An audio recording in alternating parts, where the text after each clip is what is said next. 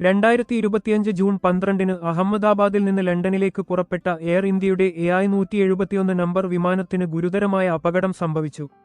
Boeing 787-8 Dreamliner വിമാനമാണ് അപകടത്തിൽപ്പെട്ടത്. അപകടത്തെക്കുറിച്ചുള്ള വിവരങ്ങൾ 2025 ജൂൺ 12 ഉച്ചയ്ക്ക് 1:17 1:43 ഇടയിൽ. വിമാനം air India AI-171 Boeing 787-8 Dreamliner. 230 യാത്രക്കാരും 12 ക്രൂ അംഗങ്ങളും ഉൾപ്പെടെ 242 പേർ വിമാനത്തിലുണ്ടായിരുന്നു. വിമാനത്തിലുണ്ടായിരുന്ന 242 പേരിൽ 241 പേരും മരിച്ചു. ഒരാൾ മാത്രമാണ് അത്ഭുതകരമായി രക്ഷപ്പെട്ടത്. സീറ്റ് നമ്പർ 11-യിൽ യാത്ര ചെയ്തിരുന്ന രമേശ് വിശ്വാസകുമാർ. വിമാനം ജനവാസ മേഖലയിൽ പതിച്ചതുകൊണ്ട് ഗ്രൗണ്ടിലും മരണങ്ങളും പരിക്കുകളും റിപ്പോർട്ട് ചെയ്യപ്പെട്ടിട്ടുണ്ട്. ഒരു മെഡിക്കൽ കോളേജ് ഹോസ്റ്റലിലേക്കാണ് വിമാനം ഇടിച്ചിറങ്ങിയത്. അപകട കാരണം വിമാനം പറന്നുയർന്ന ഉടൻ തന്നെ നിയന്ത്രണം നഷ്ടപ്പെട്ട് താഴേക്ക് പതിക്കുകയായിരുന്നു. വിമാനത്തിന്റെ പിൻഭാഗം ഒരു മരത്തിലിടിച്ചതായും സൂചനയുണ്ട്.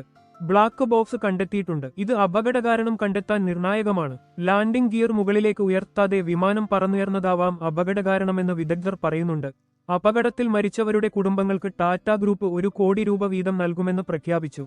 ഇൻഷുറൻസ് ക്ലെയിമുകൾ 1000 കോടി രൂപ വരെ എത്താൻ സാധ്യതയുണ്ട്. ഇന്ത്യ കണ്ട ഏറ്റവും വലിയ വിമാന ദുരന്തങ്ങളിൽ ഒന്നാണിത്.